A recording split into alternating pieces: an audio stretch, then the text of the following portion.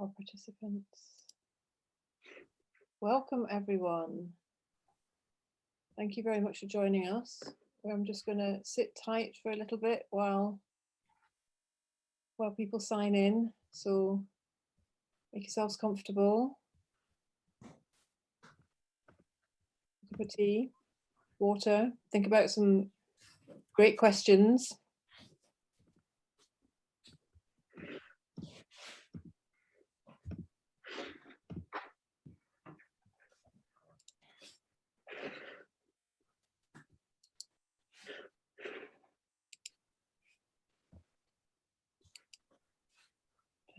Attendees, welcome. Give it another minute. Marie, your earrings are flashing. Going away.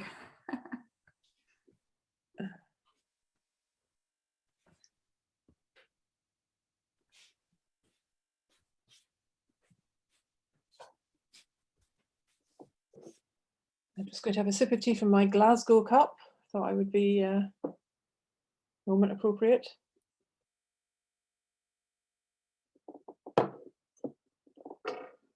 Did you see it's Gender Day at COP today? They're having a whole day for the ladies. Do they get to all wear pink? If you wish. Yeah, they might invite you to a meeting or two if you wear pink.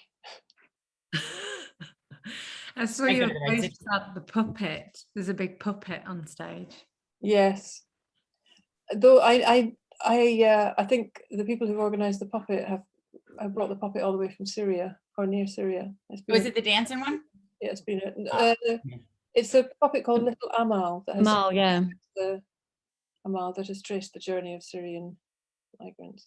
It's very striking. Tomorrow I am puppeteering for a 10-meter puppet called Storm, who's a sea goddess who will meet Little Amal, who's her puppet. So we're going to have this amazing puppet meeting. Where is that happening? In Glasgow, in Govan, and it's the first time that Little Amal will appear in Scotland, and we're all very excited by this big female puppet meeting of just, amazing. It's going to be very cool. Wonderful. I'll follow you and I'll share all that. I love it. Yeah, it's great. We're up to 42 attendees. Amazing. Welcome everybody. Welcome everybody. I think I'm going to start because we've got a lot to get through. And we've just, all we've basically got to do is assess the impact of a major world pandemic, and we've got 56 minutes to do it.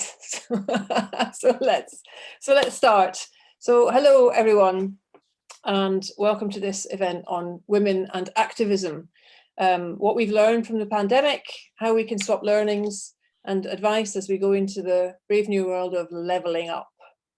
My name is Sophie Walker. I'm here as a campaigner and an activist of over 10 years and co-founder of Activate. I'm going to introduce our wonderful panelists in a moment, who will each introduce themselves, and then we'll have a discussion and then a Q&A. So please post your questions in the Q&A box. But first, a brief introduction to the event. This event is hosted by Activate, a fund to help brilliant women from minoritized communities stand for political office. We have two main streams of support, one for female community activists to help them succeed in their local projects, and one for women who've decided to take that local experience into standing for Parliament. We focus on amplifying the experience and the expertise of women of colour, disabled women, and working class women in particular, on the basis that our democratic systems can only really work when they are truly representative. A quick fact for you: the average personal cost to current parliamentary candidates is £11,118. It's the cost of getting elected, and that's not in a difficult seat, so-called difficult seat. Research shows that women who stand today take on average 3 times as long to get elected as men. All those questions about, but what will you do with your children? And this needs to change fast if we want to change the face of politics in the UK and get the lived experience and talents of women from all backgrounds into policy making and governing. Given the challenges of COVID, we wanted to hold an event that could assess how the last 2 years have affected campaigning, where the difficulties have been, but also the opportunities. We really want to be as optimistic and energetic about this as we possibly can, out of sheer bloody mindedness, if nothing else. We want together as activists to capitalise on what we've learned and to offer all of you attending the chance to feel positive, to learn some stuff, maybe to ask some questions. And we are also going to be holding a drop-in on Thursday, the 18th of November from 1 to 2 p.m, where you can reconnect with attendees and chat. And we will send a link out to that after today's event. The event is funded by the Joseph Rowntree Reform Trust as part of the Equip Her partnership between Activate and Glitch, the charity working to end online abuse, particularly of women and marginalised people, and Elect Her, the fabulous Elect Her, which supports women to run for political office in the UK through workshops and training and support. And the three of us are working together to create a pathway of support for women from activism to election. And I should say here a big thank you to Katie McSherry, Activate Project Manager, for putting this event together with the support of Hannah Stevens, the Elect Her Director. Some very quick housekeeping points. If you are tweeting from this event, please use the hashtag #WomenActivate. Activate's Twitter handle, if you want to include us in your tweets, is @ActivateFund. As I've mentioned, please post your questions and reflections in the Q&A box and we'll pick up those we have time for. We also have closed captions available for this session. There's a button on the far right along the panel at the bottom and the instructions are in chat. So without further ado, I would like to introduce our wonderful panelists. So Jamie Klingler was born and raised in Philadelphia and has lived in London for the last 19 years, working in publishing and events. She is a co-founder of Reclaim These Streets. You might just have heard of them. They've been quite busy over the last year. She's an activist and expert on tackling violence against women, a keynote speaker and book reviewer. She's been featured in, how many is it? 400 interviews in 2021 as Reclaim These Streets seized the public's indignation and harnessed it into a force for change. She's delivered keynote addresses on activism and women's safety. You'll have seen and heard her on Matt Ford's political party, as well as Stylist magazine, Grazia. I'll be here all day if I list all of the ones that you've been in. Bravo and welcome, Jamie. Thank you very much for joining us. Jolie Brearley is the founder of the charity and campaign group Pregnant Then Screwed, which she established in 2015 after her own experience of pregnancy discrimination. Her organisation is rewriting the narrative for mothers in the UK while working to end the motherhood penalty. Vogue named Jolie as one of their top 25 influential British women who are shaping 2021. And beyond, you know, you have to shape beyond as well. She writes The Telegraph. She is the winner of the Sheila Mackenzie Campaigner of the Year 2021 Award, the Northern Power Women Agent for Change Award. She's an Amnesty International human rights defender. She's got CAPE at home. She's also a member of the United Nations Working Group, Women's Human Rights in the Changing World of Work. In January 2021, she took the government to court for indirect sex discrimination due to the way that self-employed mothers are being financially penalised by the income support scheme. And Jolie's debut book, Pregnant Then Screwed, The Truth About the Motherhood Penalty, was published by Simon & Schuster this year. It's a fantastic read, but it does very little for your blood pressure. Welcome, Jolie, and thank you so much for giving us your time. Marie Williamson.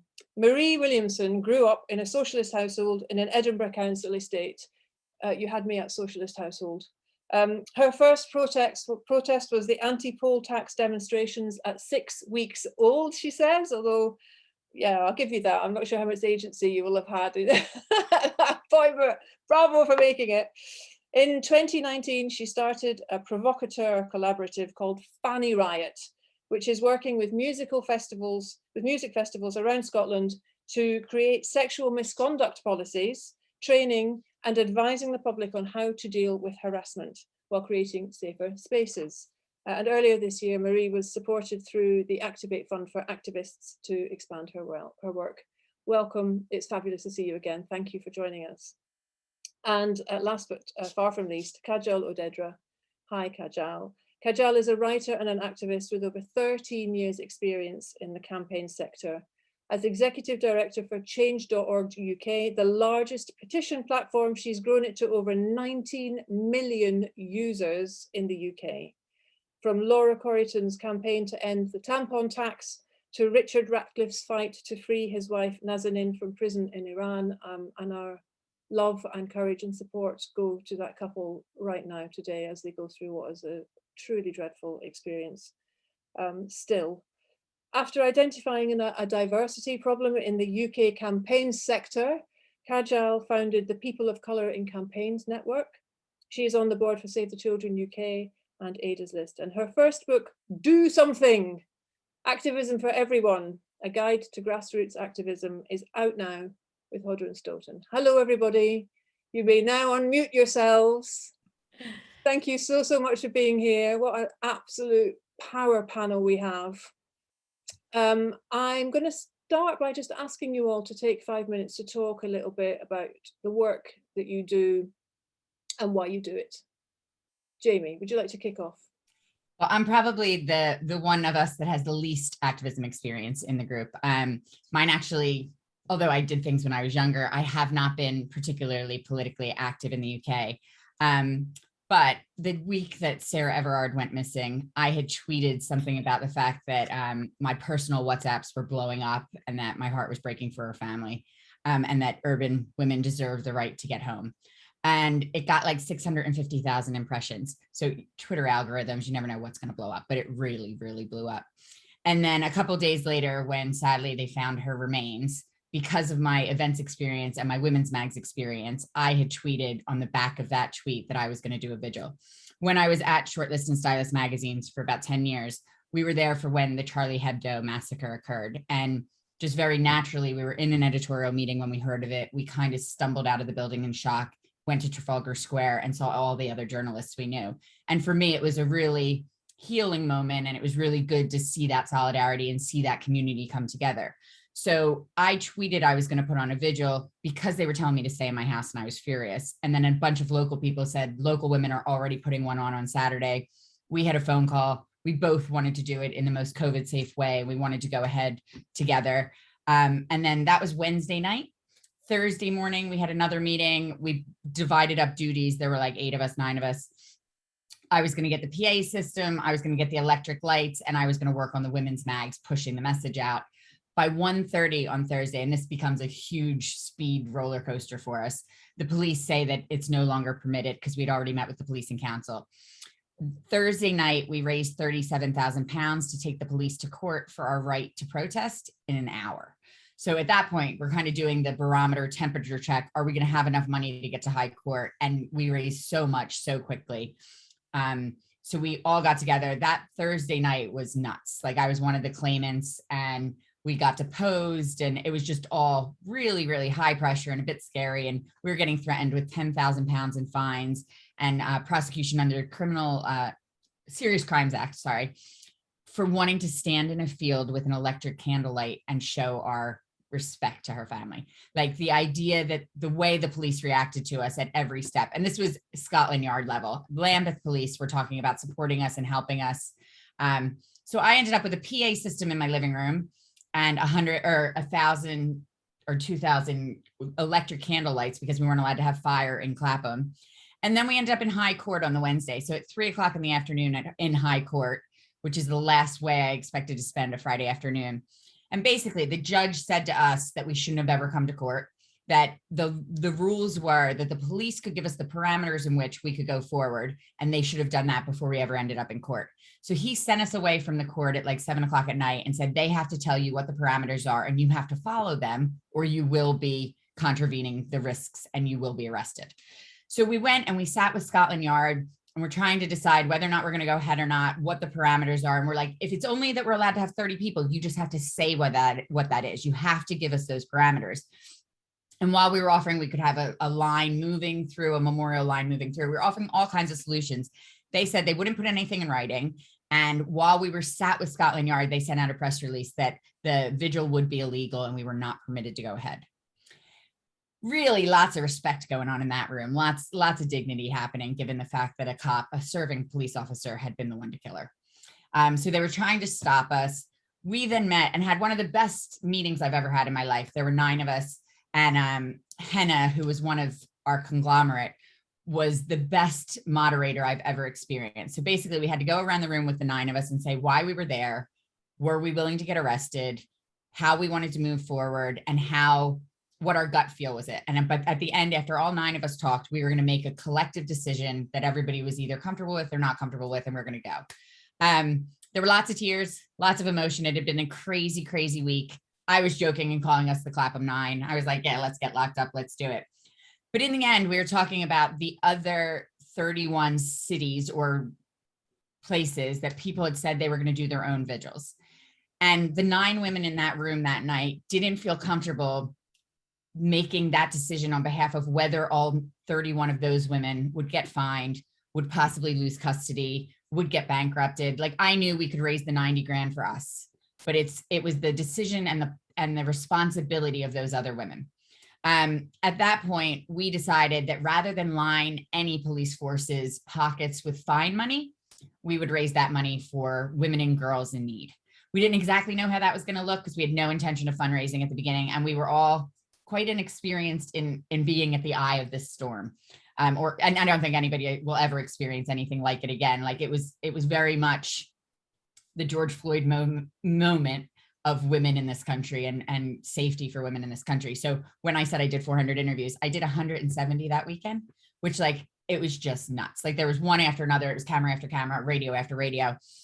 But once we had lines and we were all together with it, we knew women were going to protest anyway. We knew it was going to go ahead, but us not being there would mean we could raise the money and we could be seen to not have public liability, not have personal liability. I run an events company that hasn't done much in the pandemic, but all of my events work with police and councils.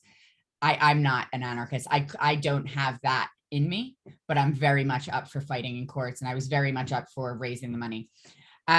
So the next morning, I announced at 6 a.m. I had my solicitor in her bathrobe on my Zoom. I announced at 6 a.m. that we were canceling the vigil. And then we did press from 6 a.m. until 11 p.m. that night, tons and tons, just telling everybody. But then I did the Feminists of London's vigil that was online with Sandy Togsvig and Deborah Francis White and a bunch of other people, and was on a live feed on BBC as they were showing the footage of men, police officers kneeling on women that were there, and hearing Patsy Stevenson, who I didn't know at the time, but I would later know, hearing women scream and cry and say shame and leave us alone, and watching those videos, I felt hugely responsible for having told people to go, even though I took it back, and just felt like I should have been there. And that's been very much something I've wrestled with since. I still know why I made the decision, and I know what we did with the money that we raised, but it's still a very emotional and charged topic of whether or not we should have been there. I can imagine. And what we expected to be 5 days and a vigil and done, and you would never have seen me again, has grown into so much interest, so much activity, but also trying to figure out where we go with it from here, where we take that anger, how we mobilize that, how we mobilize volunteers while trying to start our own lives again post-pandemic and doing, like, all of us have jobs, and so it's quite difficult to figure out where we were at and where we're going. Our mission statement very much became about women in public spaces. So through legislation, education, and community action, we aim to make no woman have to text me when you get home again. So it's very much something that 10-year-olds and 11-year-olds understand, the text me when you get home. So really looking at, and it's education of men. It's not about us taking more self-defense classes. It's not about us wearing brighter clothing or an 888 line that somebody else can ignore or manipulate to track us. The problem sits with men, the violence sits with men, and that's where we need to go. At the time, sorry, go ahead. That's wonderful. We're going to come back to you. Don't worry. No, I'm sorry, I went on too much.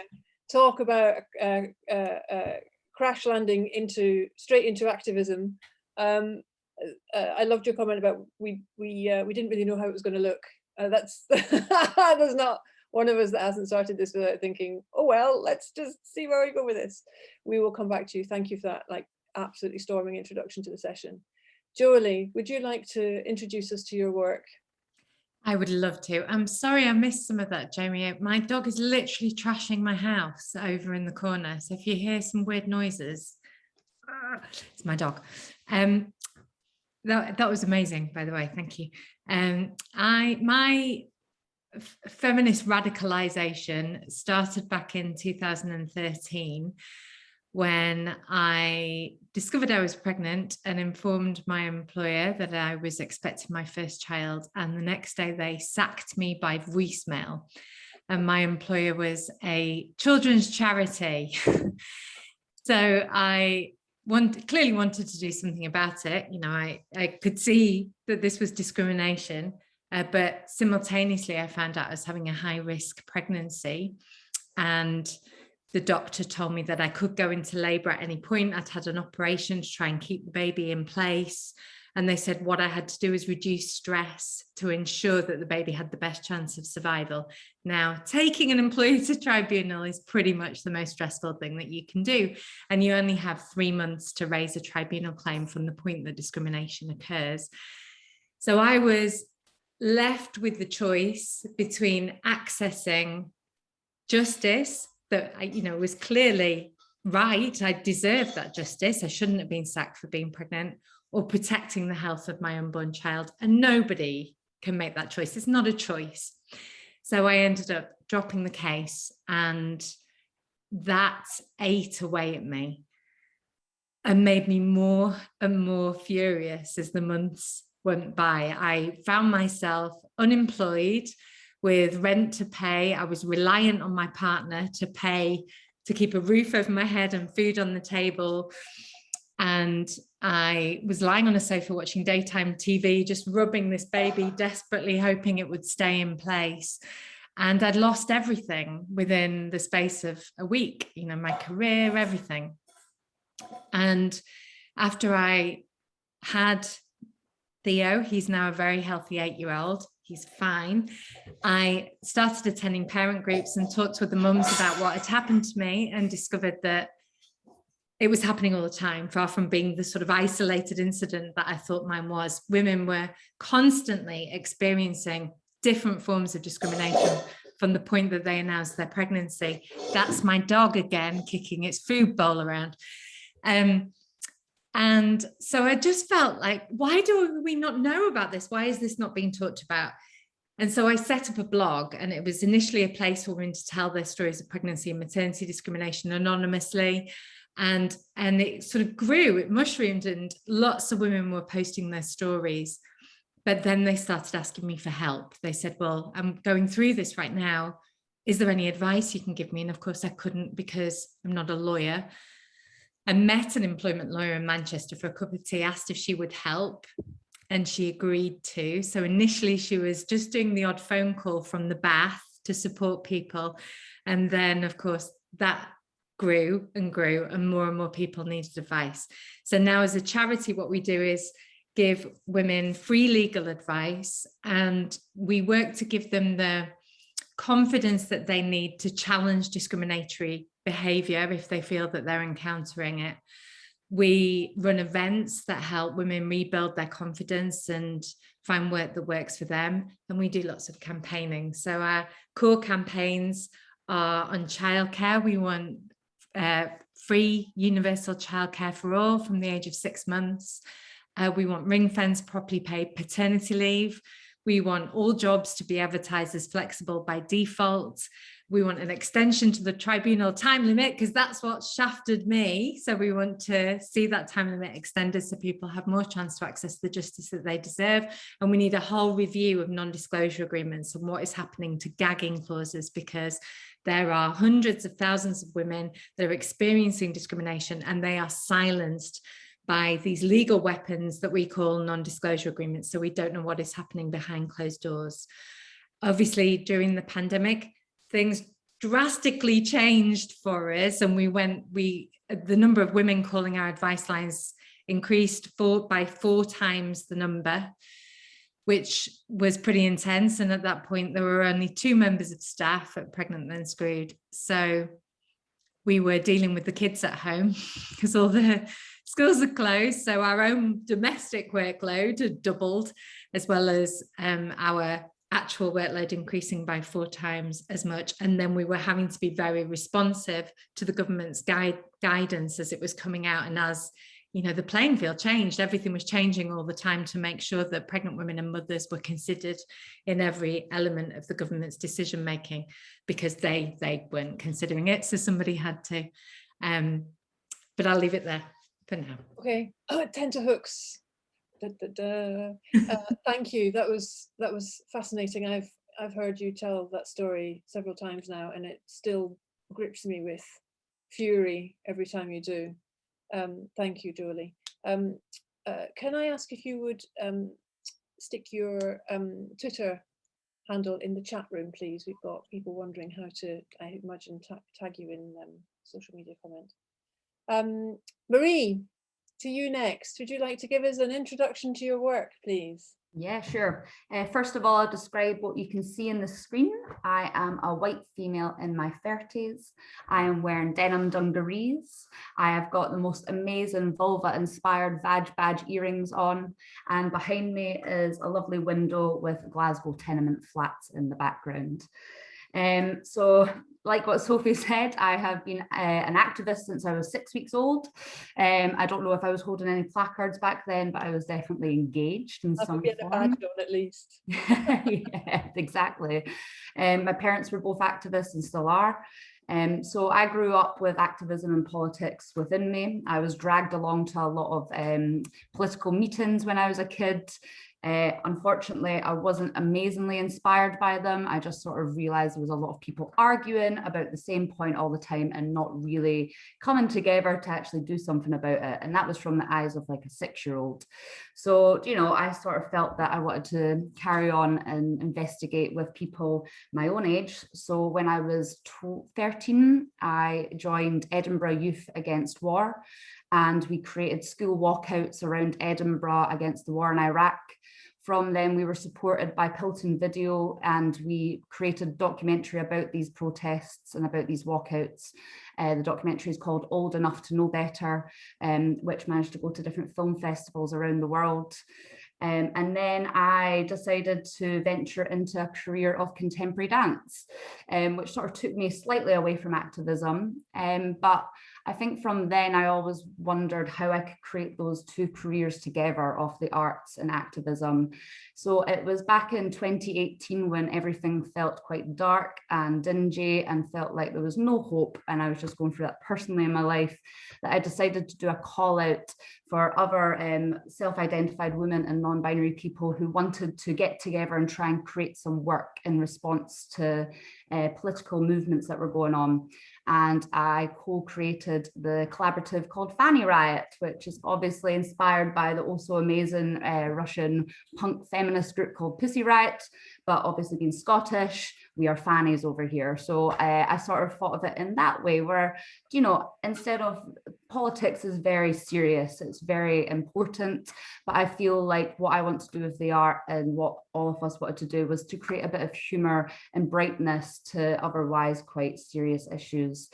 So from then we've started Fanny Riot, and we've been engaged in different demonstrations and protests and events, creating specific art piece and performance pieces depending on what it's been. So we've done stuff for Extinction Rebellion and for the Edinburgh Festival, and then it was back in just before lockdown that I think, just as a sort of lifelong lover of music and the arts, realizing that actually a lot of the music spaces I'd been to weren't quite feeling safe, and having had things that have happened to me and having these conversations with the other women in the collaborative of these issues happening, realizing that something needed to happen in Scotland a bit more. So we created the FLAPS project. FLAPS stands for Fanny's Listening with Advice and Peer Support. And this is a group of us that want to work with Scottish music festivals in creating sexual misconduct policies and safer spaces, not only at the festival, but making sure that organisers and festival crews are also trained up in this. Because for me, it's about the ripple effect the people that are going to music festivals, whether it be the director or whether it be a punter, everyone goes off into different ways of life and different walks of life afterwards. So what you can teach and educate at a music festival goes off into other spaces.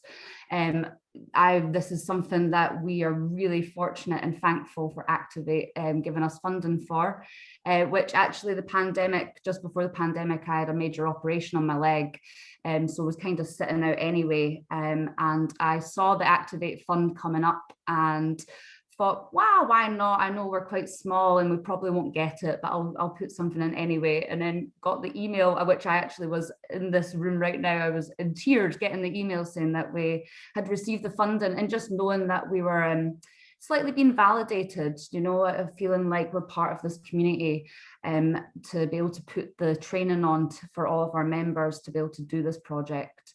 And I think that's one of the biggest things for us over the pandemic, is keeping connected with communities and the people around us, because it was so isolating, because it felt like with Black Lives Matter, with what happened with Sarah Everard, it felt like there was so much going on that was really crushing at the heart, that I felt that I needed to keep connected with the people around in the other organisations in Scotland and beyond, and trying to create that networking to make sure that we're all supporting one another and pushing each other forwards. And the same with all the individuals in our collaborative. We're not all in politics. Some of us are mothers, some of us are bar managers, and you know, it was just a way for all of us to feel like our voices and our thoughts are being validated and we're able to support one another. So yeah, that's kind of where we're at, and that's where I'm at with Fanny Wright, and I'm very, very thankful and proud and honoured to be sitting alongside all these incredible other women on the panel today. Oh, thank you. You're another incredible woman, and we're very glad that you're with us. Thank you. Thank you. Kajal, would you like to introduce us to your work, please? Yeah, and totally just inspired by all of these stories. It's a privilege of the work I do that I get to hear lots of stories like this every day, and is really what I kind of think of my work as kind of being the and the work that we do at Change.org, the platform that can enable people like you guys to be able to do your work. So my background and kind of how I got into activism, my parents are immigrants from India and Uganda, and came over to the UK in the 70s, and didn't really have much, were working in factories, and they got a bit fed up of that, and they ended up buying a corner shop. And but it was in a very white working class area, and we'd grown up at that point in a very Asian community in Leicester. And so from the age of about 5, we kind of got planted into this environment that didn't really seem familiar to me, but also we weren't familiar to that environment, and grew up with a lot of just hostility, racial abuse. We lived across the road from the shop, and so the racism that my mum and dad would experience every day, kind of crossing the road when they closed the shop, there'd be this gang of kind of skinheads that would just start gathering as we started closing, and they would just harass them every day when they come home. And so that was really visible to us. And I grew up with the police in my house a lot, and which I used to love. Like as a kid, I was just like, this is really exciting. And there were these like big policemen who would come in and have tea and be nice to me. And I was just like, this is like the best. And it wasn't until I grew up and I realized that was actually just quite a strange upbringing. And then going to school and feeling just quite like an outsider there as well in that environment. Some of these kids would actually, the kids that were hanging around outside the shop were in my school as well. And so I basically grew up feeling like quite an outsider, and we were outsiders in that community, but also in my own Indian community. Mum and dad have had 4 girls, and you get, very much told as you're growing up that, just boys just have better rights and privileges. If you're a boy, you're allowed to go out, you have freedom. The boys can get away with drinking, and the girls are not allowed to do any of that. The girls have to learn to cook, they have to speak Gujarati very fluently. And so I think I just grew up with a bit of a chip on my shoulder and feeling like a real outsider. And then and wanting to just like had all this like passion and anger and wanted to do something about that, particularly experiencing the way that my mum and dad just constantly tried to be taken seriously with all of the police reports that we make just on a daily, weekly basis. And it's very, very hard to be taken seriously, and very hard for the council and the local authorities to actually do something about what was going on. And but I saw that fight, and I saw that fight in them every single day. My mum and dad would, my dad particularly would tell us, you know, anyone says anything to you at school, you tell them, you know, you argue back, and really told us to, brought us up to stick up for each other, really. I remember once we were in India, and in a temple, I was visiting a temple with my dad, and a school friend of his, we bumped into her, and she was asking, oh, you know, how many kids have you got? And he was talking about his 4 daughters, and she said, oh, no boys. And which is a real thing. Like, the reason my mum's had 4 daughters is because they were just, it was just a girl every time, so she kept on trying. And so they ended up with 4 girls. And my dad turned around and he said, they're my boys. And I just always remember that. And because that is really how he brought us up. So I kind of had this bit of a fight and anger in me, and I wanted to do something about it, and went into the charity sector when I was kind of old enough to work. And you know, Jolie, you mentioned your experience. Like, I went in there really quite optimistic and thinking, this is it, this is how I'm going to try and help people. But I just found there was a few things that I found really disempowering about that experience. And one of them was the tendency for some of these charities, and they're not all like that, and some of the charities are amazing, and actually I'm sure the stuff that you guys do and the charities you're setting up will be just the fix to this problem, but they would often speak on behalf of the people that they were trying to empower, and that always just didn't sit right with me. It didn't feel right that we would ship out our CEO or head of policy when there was this big story, when actually the people that we were working with directly, they're the people who are the experienced and the experts on these issues. And then just like working in the charity sector in London, in the most multicultural city in the UK, and finding it predominantly white, predominantly middle class, it didn't make sense. And so that's when I set up the People of Colour in Campaigns network. And now I work for change.org, which, you know, been here since we started in the UK. And the reason I've stayed so long, and it really feels like it's kind of aligned to like what I think of my mission in the work that I do, which is that, you know, if I think back to my childhood, we should have been listened to, like my parents should have been listened to. And every time I step back and look at kind of the problems in this country, it just find it striking that the people affected by the problems are not the people in the room where the decisions are being made. And so really that's what we do at change.org. You know, we're working with people, ordinary people, and try and give them the best tools that we can. So our product team in San Francisco is just like kind of innovating every day to try and create the best tools possible so that petition starters can leverage their voice and their power, but also trying to just kind of disrupt the status quo so that it is the people with lived experiences who are being kind of listened to, and just stop this idea of activism being treated like this elite sport, which I've just found so frustrating, even in my own, you know, kind of peer circles and my friendship groups. I find that activism, there's like a right kind of activism, and that's what you get, you know, credit for. And then there's like, oh, are you doing enough? And I find that just really just holds people, keeps voices out and maintains the status quo. So it's I got called, Chris Mason once called me the activist, and that's kind of what I think of myself, like, how can we change the system so that more voices can be heard? Thank you. Right, let's just go march now. I think we should just all go march. That was absolutely fantastic. Thank you. Kajal, I'd like to actually come straight back to you with one of my next questions, and obviously also encourage the panel to chime in. You say, you know, that your mission is sparked from that feeling that you and your family should have been listened to, and I wanted to ask you what your hope is, or what your expectation is, or indeed what your strategy is for the lessons of COVID to actually be learned. I think it is, you know, Marie was saying how fed up she got with listening to politicians arguing over the same point over and over and over again.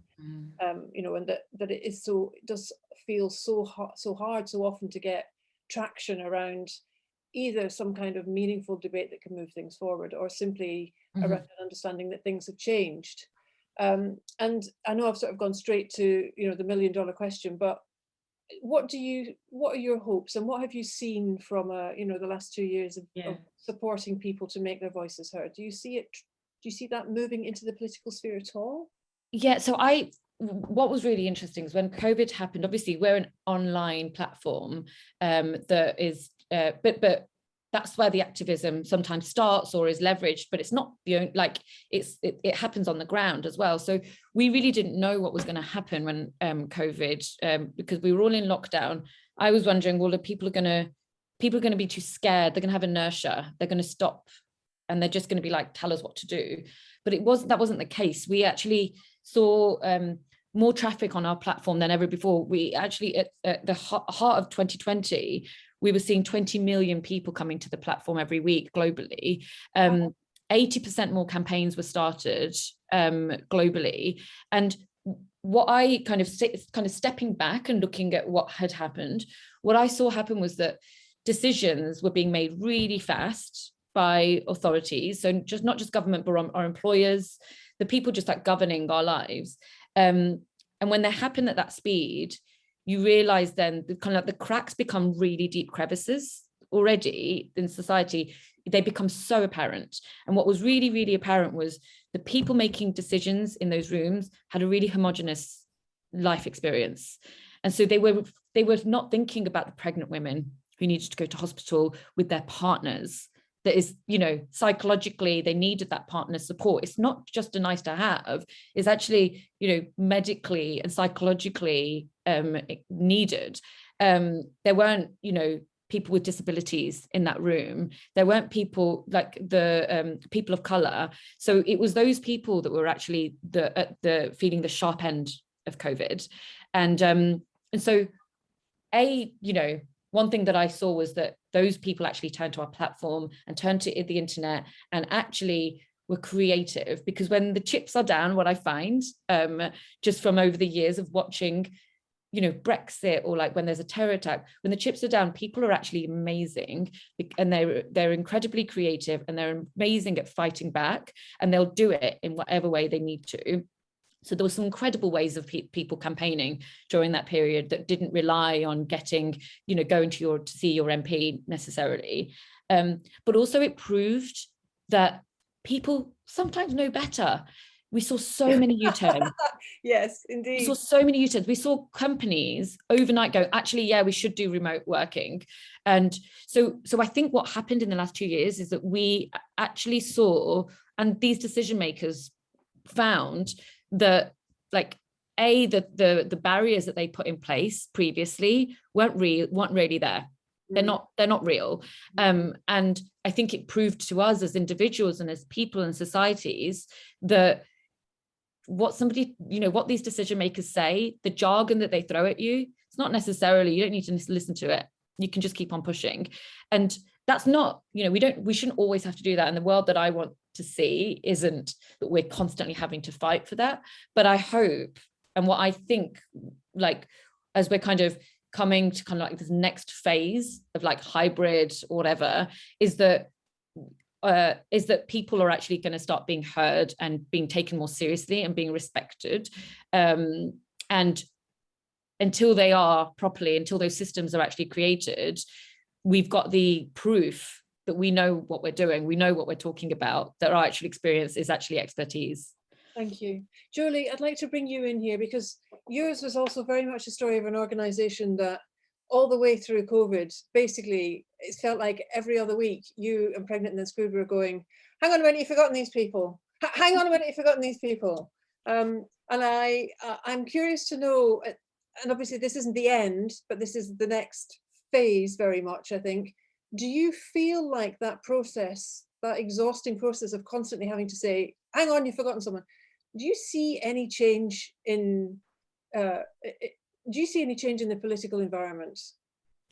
from that process of screwing up so obviously and so publicly and so often? I'm not the sort of person you want to have around at a dinner party, because I'm really depressing and pessimistic about stuff. So I'll try and be a little bit more optimistic. But I think we have a human instinct that, because the pandemic was such a change to our lives, we had to change everything so rapidly. I think it's very human for us want to go back to how things were before the pandemic, when everything was fine and we didn't have to worry about COVID and we didn't have all this depressing, well, we did have depressing stuff in the news all the time, but you know, all of the problems that have come with COVID, and that desperate pull to go back to the way we were is apparent in everything the government is doing. You know, we're still, COVID cases are still running riot around the UK, and yet they don't want us to wear masks. Like, what are you doing? Like, none of this makes sense. And it's just this pretense that everything can be normal. And that really deeply concerns me, that all of the lessons that we have learned will get tossed to one side because of this urge to just go back immediately to how things were before, when things were normal.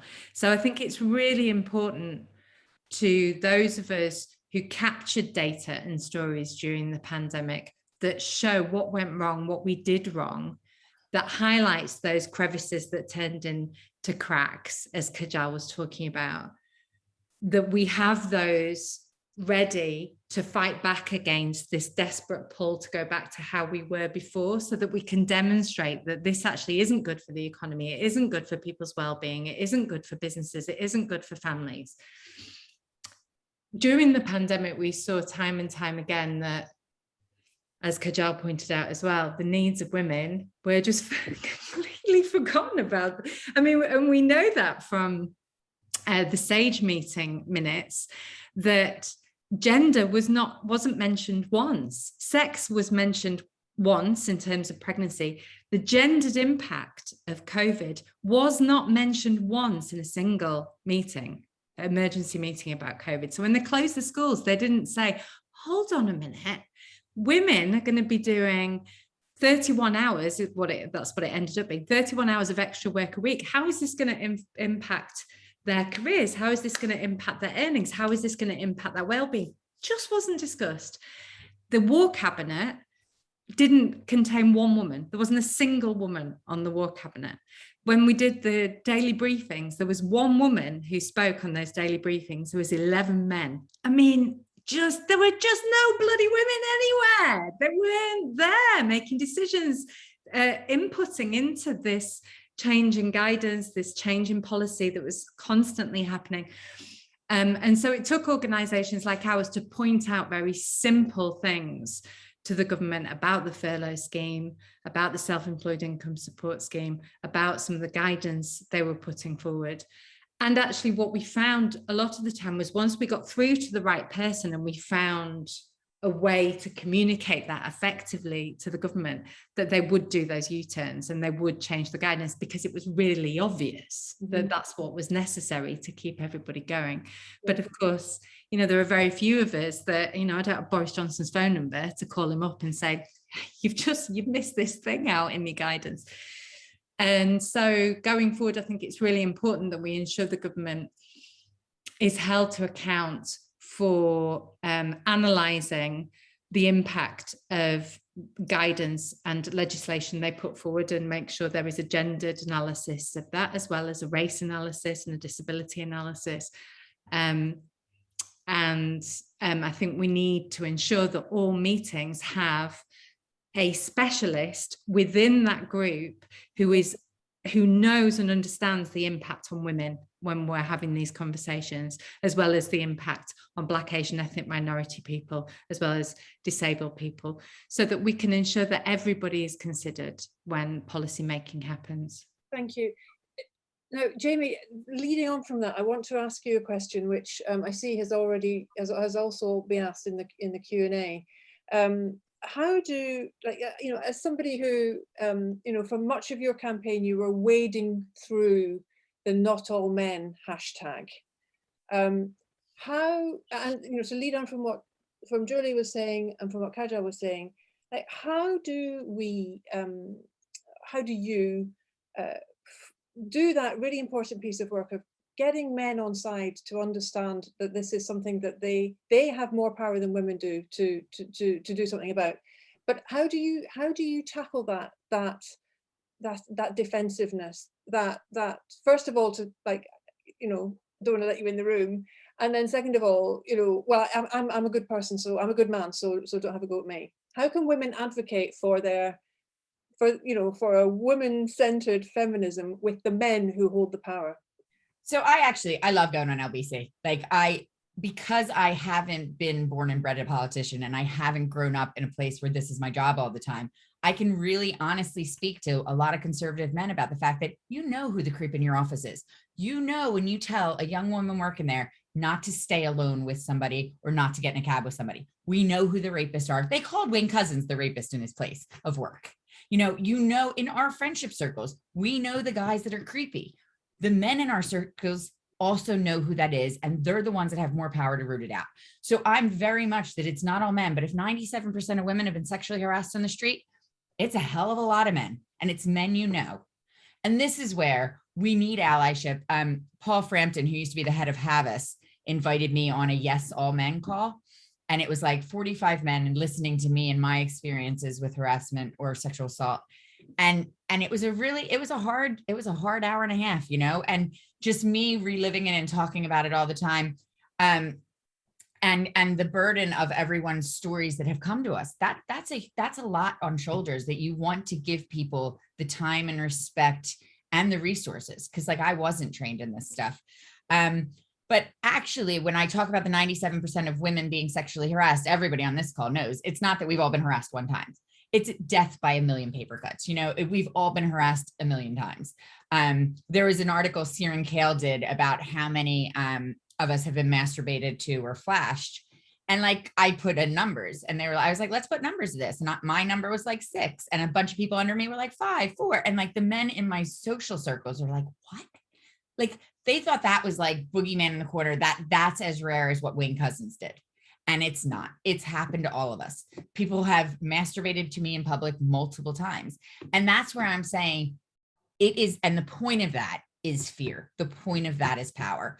And that's where we need our dinner room table conversations. We need our pub table conversations to be around this and be honest and open enough that we are welcoming the questions. So it's not just me being like, fuck all men. Sorry. It's me being like, what behavior have you done that's questionable? What behavior are you thinking about? A question about that. Is there not an issue then that women are, you know, well, we're all doing it anyway. We're already in that space where, you know, it's the people who are experiencing the discrimination, who are doing the emotional labor and you know, experiencing the pain of explaining for the 3 millionth time to, you know, the other parties, you know, why it matters, what it feels like, what they're doing. Do you see a way through this that doesn't always involve that level of, you know? Not really. And actually, like my goals are more to inform and educate the men that are already on side. Whereas like friendly fire from the left is the worst. The painful criticisms throughout my campaigning, which is only 7 months long, is very, very much from the left. Like, who do I think I am? I'm an American standing up in England and talking about this. I need to go back to my own country. And that's from people that you would consider to be on side. And that's the thing is, even in coming into this room, like I've got a bit of imposter syndrome because I've only been doing it for 7 months. And that's where standing up and being heard is scary. And we need to give ourselves the time to get therapy about it and give ourselves the time to get support from women like you that already know more than me, because this is, it's burnout central, you know, when you've got 90 requests a week and you're trying to be all things for all people, it's a lot, but the rewards of it is also a lot. Like being able to hear from you guys today and like Kajal and Jolie and Marie, like I'm already like, oh my God, we would make the most kick-ass dinner party. Cause I would just like absorb so much of your knowledge and be welcome to it. But thank you guys. I'm already learning quite a bit today. Do you mind if I just add a bit of what Jamie said? Because I think that I think you made a really good point about the left being that hurting more when it comes from the left, and because this audience is obviously a load of people who want to go down that activism and potentially politically stand route. My advice would be, don't get wrapped up into this kind of righteousness. Like, watch out for that, because it's really delicious and it can be really tempting. You'll get retweets for it. You'll get extra followers for calling people out. Careful, because actually, I think it's one of the biggest problems that we have in the left is that we end up policing each other, and there you stop curiosity, you stop conversations from happening, and you're probably exacerbating. Then you end up exacerbating unintentionally the very root cause that you want to battle. So I just wanted to kind of like lift that up and just highlight it, really.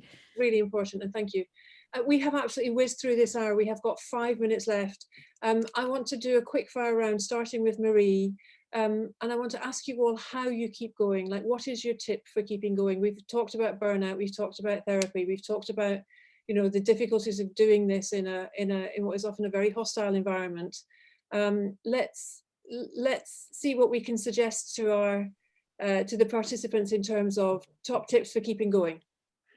I think being kind to yourself. If you need to take time out, take time out. If you need to say, no, I can't do that thing today, do that. I think it's important to look after yourself. I hit exhaustion last week and I just had to say, I can't do these things. And that's so important to keep going, to keep reaching out and having your community around you. That's another thing. Without the women around me, I wouldn't be able to do what I do. I'm not here representing just me. I'm representing a whole bunch of other women who I stand alongside.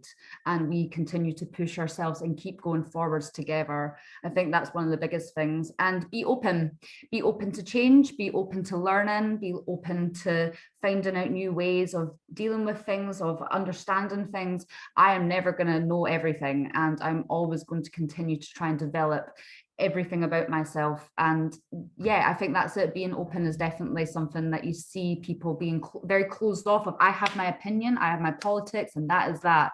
And it's like, but things change.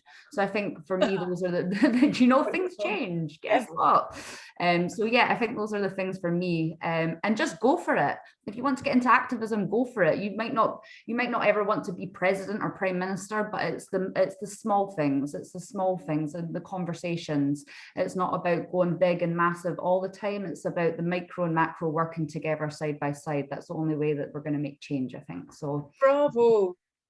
I'm going to come back to the rest of the panelists. I want to say very quickly though, for those of you who are on this call, do join us for the drop-in for Activists on Thursday the 18th from 1 to 2 o'clock. The link is in the chat.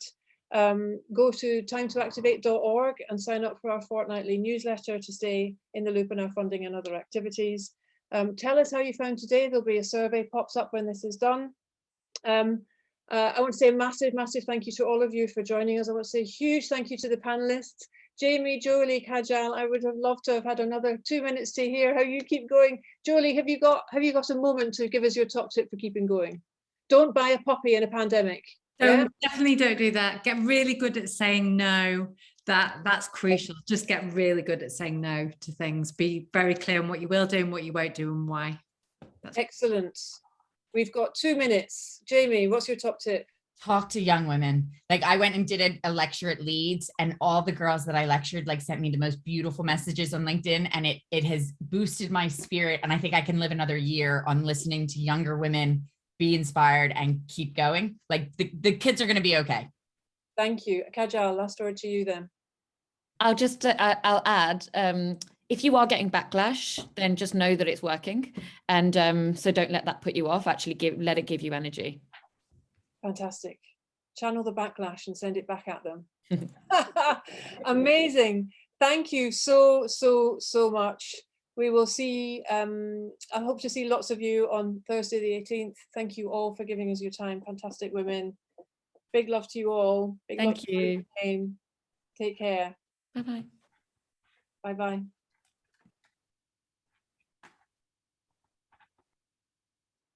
And thank you, Jen. Thank you, Jen.